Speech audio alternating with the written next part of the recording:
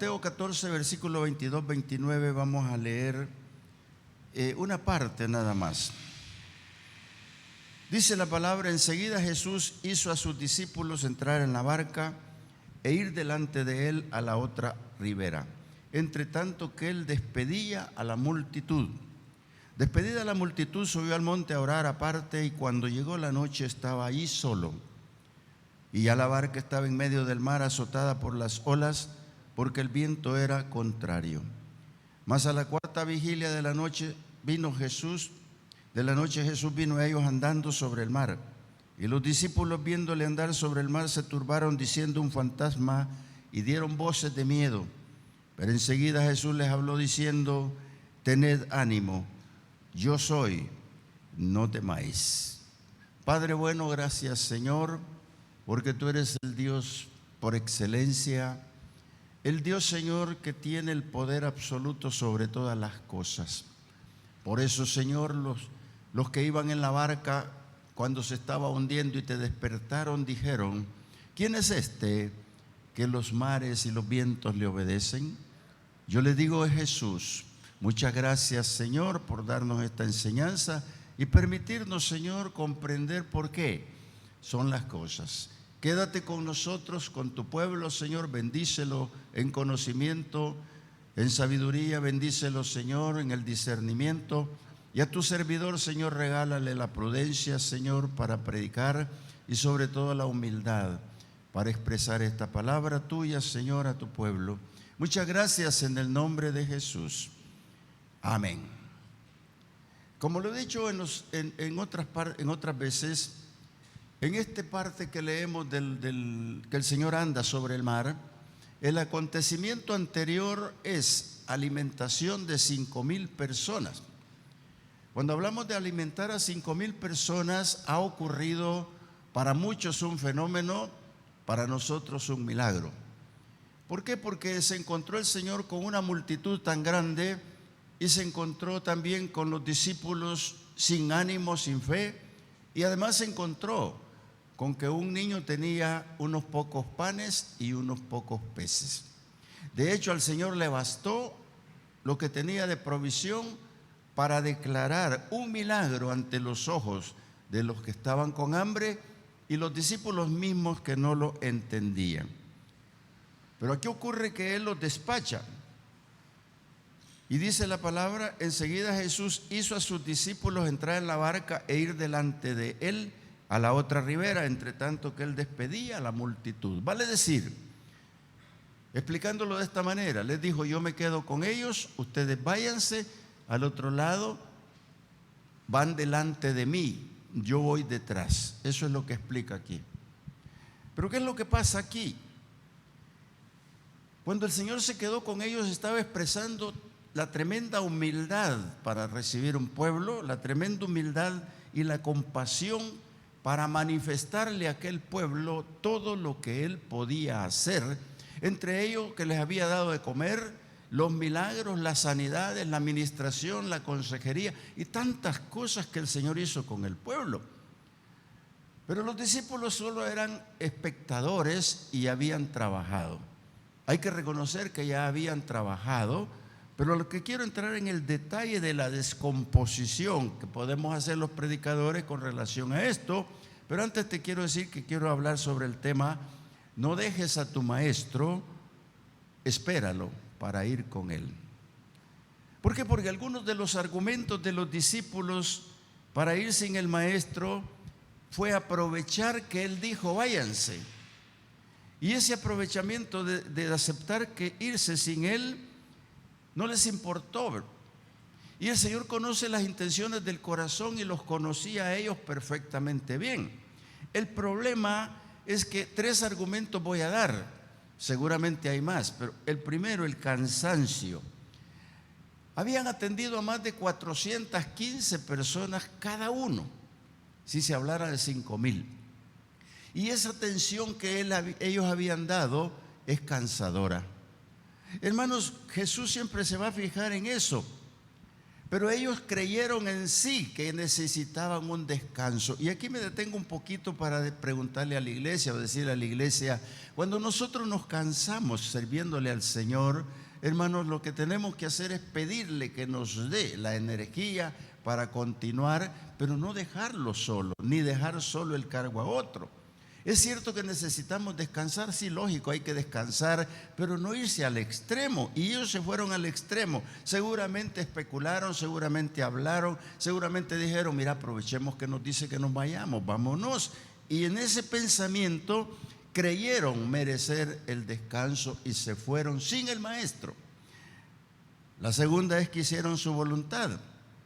Al no esperar al maestro, su pensamiento se fue a lo negativo del ministerio. En primer lugar dijeron, son 5,000, ya les dimos de comer, y quedarnos ahí no sea que el Señor quiere que los ministremos más y ya está entrada la tarde.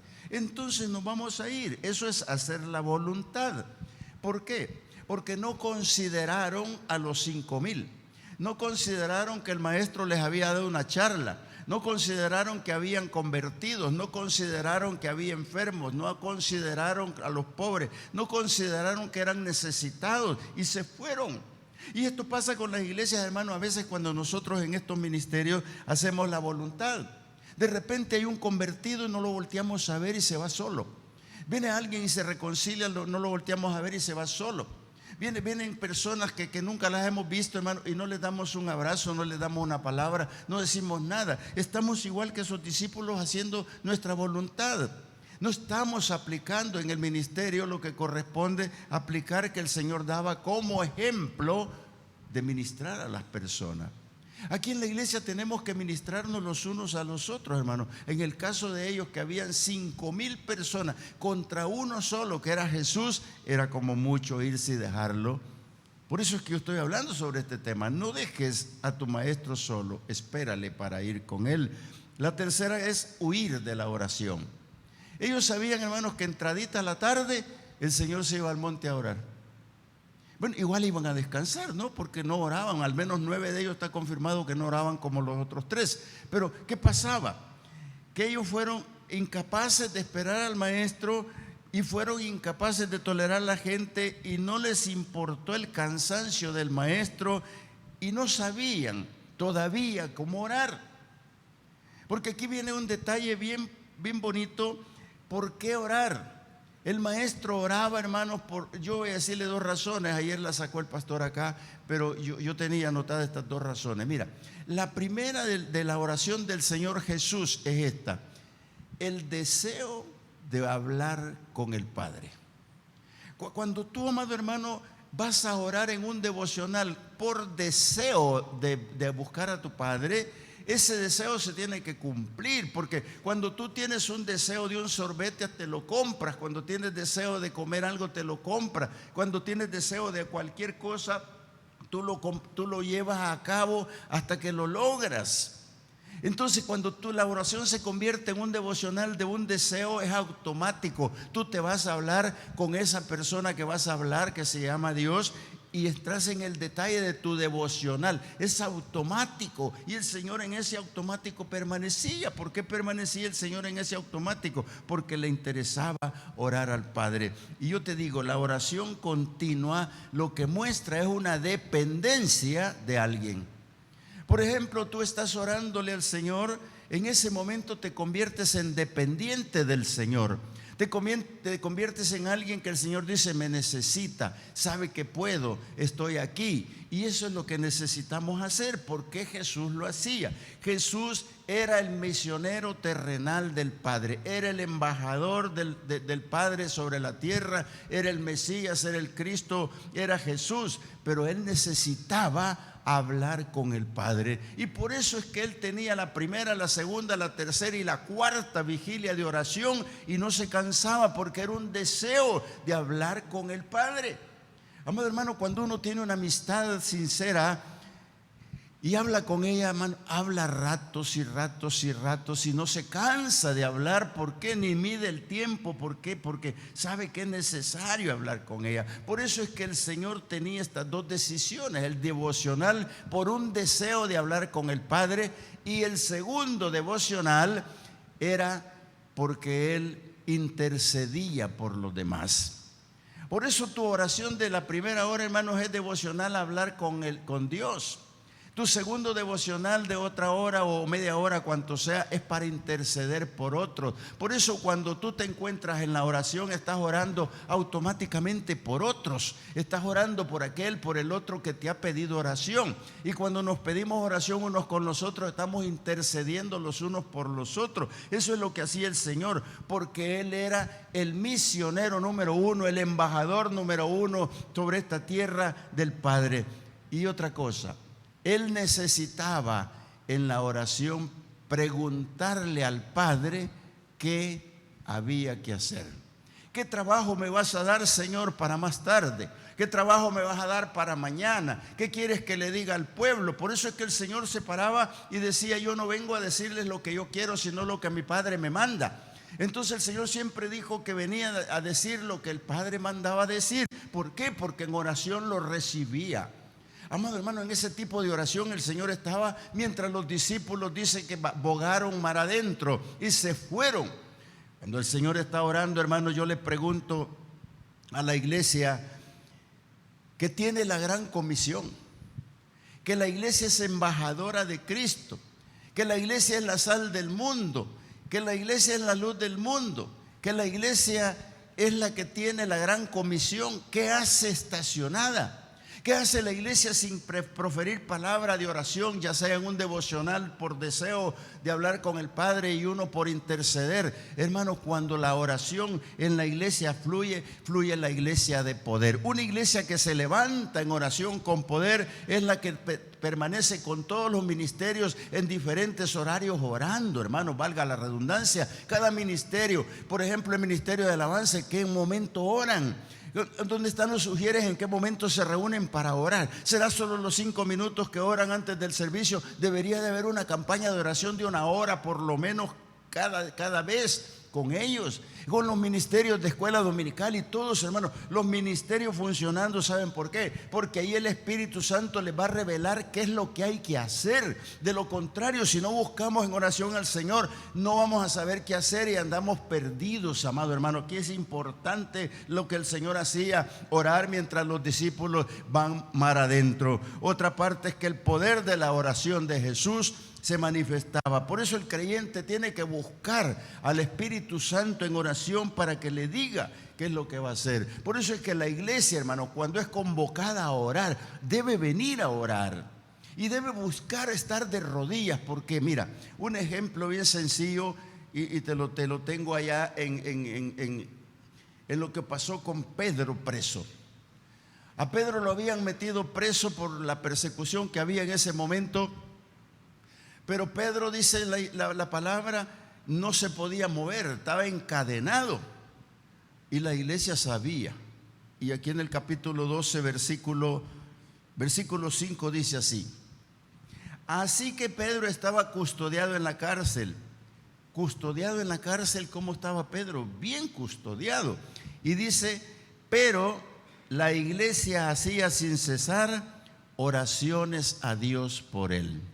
¿Te das cuenta, hermanos, que con lo que pasó con Pedro, la iglesia lo que hace es levantarse y le dice: mire, hermano, lo que le pasó a Pedro le puede pasar a cualquiera de nosotros, véngase, vamos a orar? Y se fueron a refugiar a la casa de la mamá de Juan Marcos. Se fueron a refugiar al aposento alto a orar porque Pedro saliera de la cárcel. Hermano, insistentemente orando porque Pedro saliera de la cárcel. Y mira lo que pasó en los versículos siguientes, que es el versículo 11 y 12, dice así, de esta manera. Dice así: entonces Pedro, volviendo en sí, dijo: ahora entiendo verdaderamente que el Señor ha enviado su ángel que lo sacó de la cárcel, ¿verdad? Y me ha librado de la mano de Herodes y de todos los que el pueblo de los judíos esperaba. Y habiendo considerado esto, llegó a la casa de María, la madre de Juan, el que tenía por sobrenombre Marcos, donde muchos estaban reunidos orando. Y cuando Pedro llamó a la puerta, salió una muchacha a abrir y dijo: no puede ser, no creo. Y corrió a decirlo adentro y dijeron: no puede ser, es un ángel. Hermanos, ¿por qué? Porque no había un tiempo largo, era la noche en la que había ocurrido esto. Pedro fue encarcelado temprano, en la madrugada estaba saliendo de la cárcel. ¿Por qué? Porque la iglesia estaba orando. ¿Por qué Jesús se iba a orar? Pues por esto, hermano. Porque él sabía que había que interceder por un pueblo al cual había venido a traerle la palabra, al cual venía a sacar de la luz, de las tinieblas a su luz admirable, a un pueblo duro de servicio, a un pueblo complicado. Por eso el Señor se quedaba a orar. Y mientras los discípulos van bogando mar adentro en busca de la hamaca, en busca del descanso, en busca de huir de la oración, en búsqueda de Dios, no sé qué más. Y aquí es donde empieza el detalle. ¿Por qué dejar al maestro? ¿Por qué dejar al maestro? Cuando la iglesia deja al maestro, cuando tú dejas al maestro, entras en peligros, hermano. Y los peligros son, pero como te dijera, no sé de qué magnitud pueden ser, pero son peligros. Y esos peligros crean en las personas autosuficiencia. Y esa autosuficiencia que crean en las personas, hermano, las hacen duras. Las hacen duras de tal manera de que no quieren entender nada. Y la autosuficiencia la lleva a creer en sus propias actitudes. Pero cuando vienen los vientos contrarios, como ellos en la barca, no las pueden soportar. Cuando vienen las pruebas, hermanos, buscan ayuda, buscan dónde entrar, porque los vientos contrarios son superiores a la suficiencia de la persona. Por eso el que se cree autosuficiente está equivocado, hermano. Mira, hay personas, y lo voy a comentar acá, si por esto no les agrado, no me interesa, pero y lo saben, y lo ven por televisión tampoco, pero es la verdad. La iglesia se vio disminuida con la pandemia por esto, por la autosuficiencia. La persona dice, cuando la visitamos le decimos: oiga, hermano, le estamos esperando en la iglesia. No, hermano, yo no puedo ir y exponer a mis niños. No, hermano, yo no puedo ir y exponer a mi esposa. No, hermano, yo no puedo ir y exponer a mi esposo. Y le digo yo: pero si no lo está exponiendo, en la iglesia estamos con distanciamiento, en la iglesia estamos bien. No, pero no. Porque se cree autosuficiente, cree que lo demás está bien. Pero ¿qué es lo que pasa cuando se va al supermercado? El supermercado es más vulnerable que la iglesia. Cuando se va al mercado es más vulnerable que la iglesia. Cuando se sube al colectivo es más vulnerable que la iglesia. Y le digo: no importa que esas tres cosas sean vulnerables para usted y la iglesia la considere vulnerable, no importa, pero es más grave que deje de congregarse, amado hermano. Por eso yo te lo digo ahora en este momento, que tú no puedes que dejar de congregarte. ¿Por qué? Porque tú tienes que estar donde corresponde estar. Aquí está la seguridad del Señor, aquí es donde estás más seguro, aquí es donde no hay vientos contrarios, aquí es donde tú vas a entrar en el detalle de descansar en la tribulación que venga. Mira, cuando nosotros hablamos de esto, a los discípulos iban tranquilos, pero una tormenta en la mitad del camino les cambió su vida, les cambió todo. Dime usted una cosa: ¿qué es lo que ha cambiado la pandemia para nosotros? Mucho. ¿Por qué estamos enmascarados? Porque andan buscando la vacuna y ahora le están poniendo doble vacuna porque una dosis no es suficiente. Y luego les van a poner hasta 3 dosis que otra venga el siguiente mes. Y así vamos a estar jugando. Yo te voy a decir algo importante: el Señor tiene el control de todas las cosas. No te estoy diciendo que no seas temeroso. Es bueno que seas temeroso y prudente, pero tampoco exagerado y caer en la autosuficiencia como la de los discípulos que tomaron su barca. No tenían ni que remar porque tenían el viento a favor, pero de repente los vientos contrarios te pueden estremecer como estremecieron al mundo entero con la pandemia. Porque la pandemia, quieras o no, hermanos, es mundial y nunca se había dado de esa manera, y el Señor la permite y no la ha quitado. No la ha quitado. Y hermano, todavía cuánta gente se va a perder por no congregarse, porque la pandemia no se va, y cuando se venga va a querer. Yo te doy un dato, mira, que revisé un día de esto. Hay iglesias de la prosperidad, hermanos, reventando, llenitas. Y la iglesia pentecostal, los que estamos aquí, hermano. ¿Por qué será? Porque la gente anda buscando lo mejor, la prosperidad, y no anda buscando al Señor, no anda buscando la oración, no anda buscando cómo salir de la autosuficiencia, no anda buscando el qué hacer cuando la verdad está la tormenta encima de nosotros.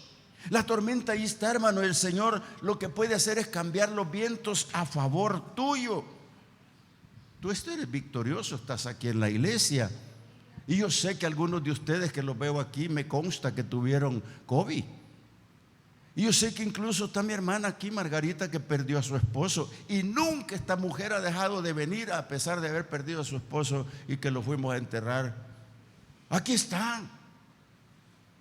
Pero es que, hermano, no hay que crear la autosuficiencia. Los discípulos se creyeron campeones, pero ante el embravecido mar no podían, hermano. Estaban en una dificultad. Y entremos en el detalle. ¿Por qué Jesús caminó sobre las aguas? ¿Por qué Jesús caminó sobre las aguas en lo que vemos en este pasaje? Sencillamente, hermano, porque el Señor vino para dar un pronto auxilio. Y ese pronto auxilio es el que siempre da por misericordia. Es lo que Él nos da porque somos a veces ignorantes, porque a veces nosotros no valoramos bien las cosas. Dice el Salmo 46, 1, 3, dice: Dios es nuestro amparo y fortaleza, nuestro pronto auxilio en las tribulaciones. Por tanto no tememos aunque la tierra sea removida y se traspasen los montes al corazón del mar, aunque bramen y se turben sus aguas y también los montes a causa de su braveza. Ahí es donde tenemos que estar. ¿Por qué digo esto, hermano? Porque el Señor, cuando caminó sobre las aguas, le mostró su fidelidad, les mostró el pronto auxilio, les comprobó que Él no guarda resentimiento, porque lo dejaron con 5,000 personas ministrándolo, lo dejaron solo en la oración y se vinieron. Algo importante: ¿por qué caminó sobre las aguas? Le mostró lo que Él había dicho. Les mostró cuando Él dijo: yo soy el camino, yo soy la verdad, yo soy la vida. Porque venir sobre las aguas no era ínfula de grandeza. Venir sobre las aguas no era para demostrarles a ellos el poder. Venir sobre las aguas no era para llegar más rápido. Venir sobre las aguas era para un pronto auxilio, demostrarles su cariño y demostrarles que Él es el camino, la verdad de la vida, y que Él hace caminos donde Él quiere, hermano. Él los va a hacer donde Él quiere, porque de hecho sacó la barca por un camino seguro cuando subió a la barca. Por eso es que el Señor dijo eso. Y el pronto auxilio era también para demostrarles que no podían solos. Hermanos, 12 personas con la barca no podían. Y muchas veces nosotros nos hemos creído, ¿qué te diría? No sé, pero a veces creemos que podemos y no podemos, hermano. Nos la aguantamos, lloramos, gemimos, pedimos y hacemos cualquier cosa, o el orgullo no nos permite pedir, pero solos no podemos. Y el Señor ya lo dijo: solos no pueden y no van a poder. Una característica cuando estamos separados del Maestro y estamos solos es que nos debilitamos. Hermanos, la debilidad espiritual es una cosa seria. Es una cosa tan seria porque pueden venir acontecimientos mayores sobre tu vida espiritual. Hay personas que han llegado al suicidio. Hay personas que han llegado a apostatar de la fe. Hay personas que han llegado en la debilidad a insultar a Dios. Hay personas que en la debilidad han llegado a dejar de creer en Dios. Entonces, para que no haya una debilidad, lo que tenemos que hacer, amados hermanos, es verdaderamente estar sustentándonos con la palabra. No valorar que el supermercado es menos peligroso que la iglesia. No valorar que el mercado es menos peligroso que la iglesia. No valorar que el bus es menos peligroso que la iglesia. Yo quiero decirte que para salir de la debilidad tenemos que creer que aquel que vino caminando sobre las aguas es porque quiere llegar en el pronto auxilio de tu vida. Por eso es que el Señor dice que también estamos solos, estamos desamparados, como ovejas sin pastor. Porque todos los que se han quedado después de la pandemia, hermanos, son como ovejas sin pastor, andan a la deriva, andan por allí. ¿Por qué razón? Porque no quieren la identidad de Cristo. Y el Señor, cuando llega a los discípulos, llega, por supuesto, en la cuarta vigilia, en la madrugada, y se les presenta encima del agua. Y sabe que lo que ocurre, y vamos a leerlo. Cuando dice, a la cuarta vigilia de la noche, versículo 25, a la cuarta vigilia de la noche Jesús vino a ellos andando sobre el mar. Un acontecimiento espectacular, ver a una persona caminar sobre las aguas y sobre un mar embravecido. Entonces dice que, y los discípulos, viéndole andar sobre el mar, se turbaron, diciendo, un fantasma, y dieron voces de miedo. La asociación que tuvieron con el Señor Jesús es increíble. Tanto tiempo con el Maestro y de repente lo pierden de vista. Por eso dijeron un fantasma, porque un fantasma, si algún ojo puede ver un fantasma, yo nunca lo he visto, puede caminar en el aire. Pero son inventos, son cosas de la mente. Jesús venía realmente caminando sobre las aguas. Entonces cuando se presenta, ellos se turbaron, dice, pero enseguida Jesús les habló diciendo, tened ánimo, yo soy, no temáis. Hermano, cuando una persona está turbada, cuando una persona tiene esa dificultad de miedo, por más que le hablen de Jesús no lo va a entender. Y hay mucha gente que le hablan de Cristo y no lo entiende. Hay mucha gente que le están diciendo que Dios tiene poder y no lo cree. Pero el Señor solo les dijo, no tengan miedo, yo soy, como aduciendo de que lo habían conocido. Pero el Señor sabía que no lo habían conocido. Había neblina, era de madrugada, el agua turbulenta, no lo habían conocido. ¿Cuántos hay en la iglesia, hermanos, que todavía no conocen al Señor de verdad? ¿Cuántos hay en la iglesia que saben de Jesús pero no conocen de Jesús? ¿Cuántos hay en el mundo que saben de Dios y no conocen de Dios? Hermanos, es complicado explicarlo, pero hay mucha gente que no intenta conocerlo. Por eso es que el Señor, ahí en el capítulo 10 de Juan, en el versículo 9, está diciendo de esta manera: yo soy la puerta, el que por mí entrare será salvo, y entrará y saldrá y hallará pastos. Lo que le está diciendo el yo soy es la identidad. Yo soy la puerta de la salvación. Es exactamente lo que le dijo a Moisés cuando en el desierto se le presentó y le habló y le dijo, tienes que ir a hablármele a ese pueblo y sacarme ese pueblo de Egipto y llevarlo a la tierra prometida. Pero la primera pregunta que Moisés hace, ¿y qué le digo? ¿Quién eres tú? Lo que está diciéndole Moisés, no sé quién eres tú. Sé que eres Dios, pero no te conozco. Muéstrame tu gloria o dime cómo te llamas. Y él dijo, yo soy. Y cuando dijo yo soy, fue suficiente para que Moisés pudiese decir, el gran yo soy me manda. Después entendió que era Jehová, pero el gran yo soy se llama Jesucristo, amado hermano. Por eso es que el Señor, el gran yo soy, les está diciendo, yo soy, no tengan miedo. El versículo 11 del capítulo 10 está diciendo parte también, yo soy el buen pastor y el buen pastor su vida da por las ovejas. ¿Por qué? Que Jesús no está dando la vida por ellos en ese momento al caminar sobre las aguas, pero la iba a dar cuando estuviera en la cruz por ellos. Amado hermano, cuando Cristo muere en la cruz, lo que hace es darnos la vida de Él por la nuestra, para que tú y yo podamos tener vida eterna. Por eso es que el gran yo soy es el buen pastor que conoce a sus ovejas y sus ovejas le conocen. Mira lo que dice el versículo 14 de este mismo capítulo 10, dice así: yo soy el buen pastor y conozco mis ovejas y las mías me conocen. Pero aquí está el detalle, ¿por qué los discípulos no lo han conocido? Él ya sabe que están allí en la gran dificultad y por eso viene caminando sobre las aguas para llegar a ellos e identificarse como el gran yo soy. Pero cuando se identifica como el gran yo soy, no lo conocen, amado hermano. O sea que no han podido distinguir el poder de Dios, no han podido comprender por la fe que aquel que caminó sobre las aguas frente a ellos, solo Dios lo puede hacer. Están comparándolo con un fantasma. O sea que los discípulos separados del Señor no son nada, igual que la iglesia. Igual que tú personalmente, si te separas del Señor, no estás en nada, amado hermano. Perdóname, tú que escuchas la televisión también. Es bien importante conocer al Señor, porque la gran identidad de Cristo está en Dios. Él es Dios y no lo conocieron. Pero Pedro, ante el problema, hermanos, da una muestra de querer estar con el Señor. Y esa pequeña muestra de estar con el Señor quiere salir de la duda. Como muchos de nosotros, hermanos, para salir de la duda hacemos preguntas.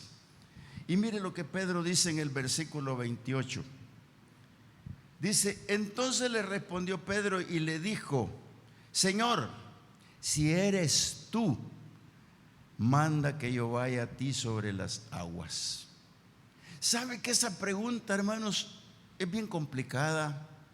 Porque hay gente en la iglesia, hermanos, que está diciendo, Señor, ya sabes lo que me está pasando.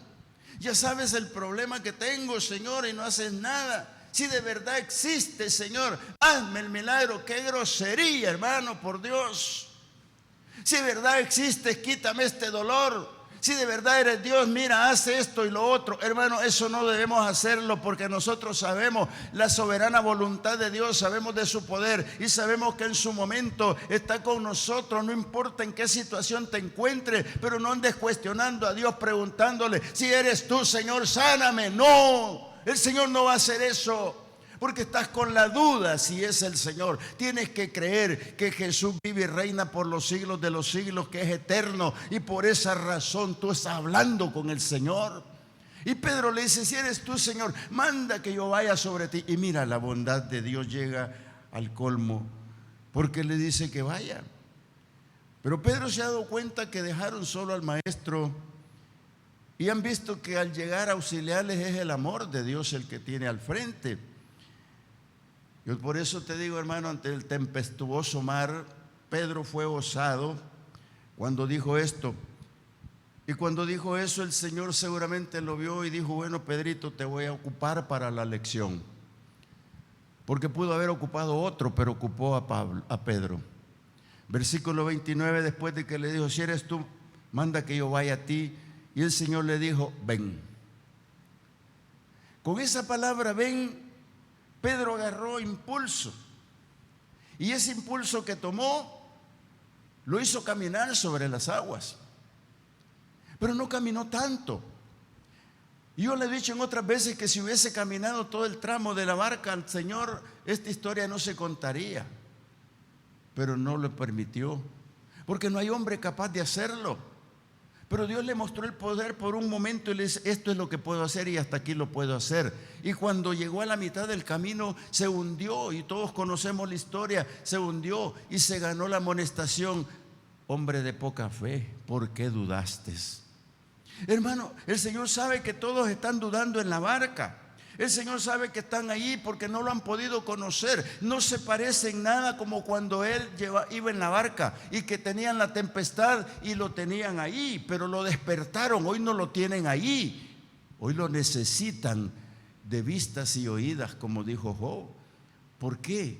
El Señor cuando le dice ven, y ve a Pedro, pero se hunde por el fuerte viento y las olas. ¿Qué es lo que pasó? Así le dice el Señor a la iglesia, hermano, ven, camina, yo quiero que vengas a mí. Y yo te quiero decir en esta tarde, amado hermano, en esta breve reflexión, que aunque la necesidad sea tuya grande, aunque tú te encuentres en la peor de las tormentas, cree que el Señor Jesús está contigo. Y quiero decirte esto, ¿por qué? Porque muchas veces dudamos, al menos yo ya no dudo, pero puede ser que tú estés dudando del Señor. Porque a veces está enferma la persona y no recibe nada. De repente le parece ofertas de por ahí, de otras cosas, y cree en otras cosas. Y yo te quiero decir, aunque tu mar esté embravecido, aunque tenga gran dificultad, el Señor va a calmar tu tormenta.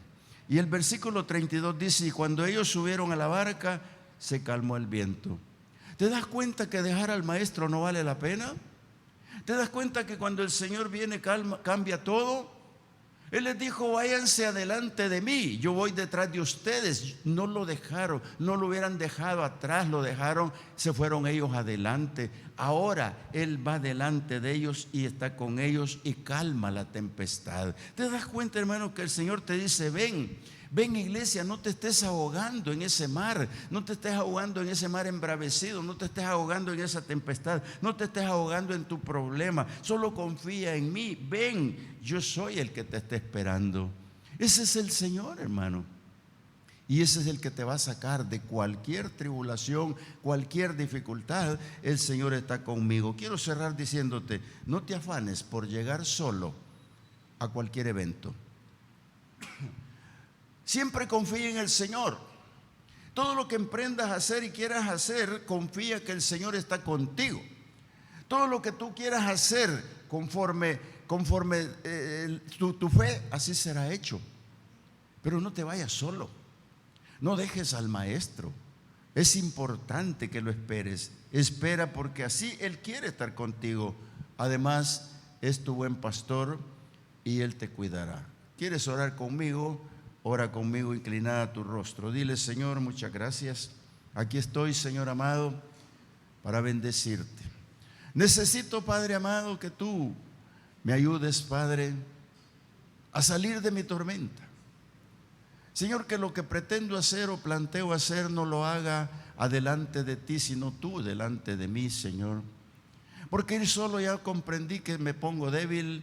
Señor, no puedo caminar como corresponde. No hay forma, Señor, en la que yo pueda tomar decisiones. Por eso, Padre, yo te ruego por la iglesia, Señor, que por favor no se ponga autosuficiente, que no piense, Señor, que lo pueden hacer ellos.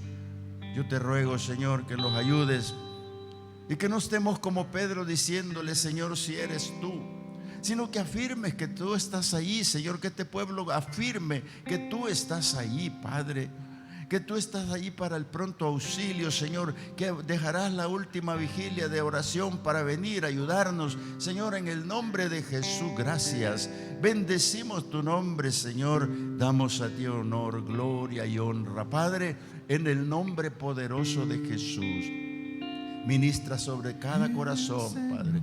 Ministra, Señor, todo lo que tiene que ministrar conforme nuestro deseo, conforme tu voluntad, conforme, Señor, tu poder, Padre. Muchas gracias, Señor.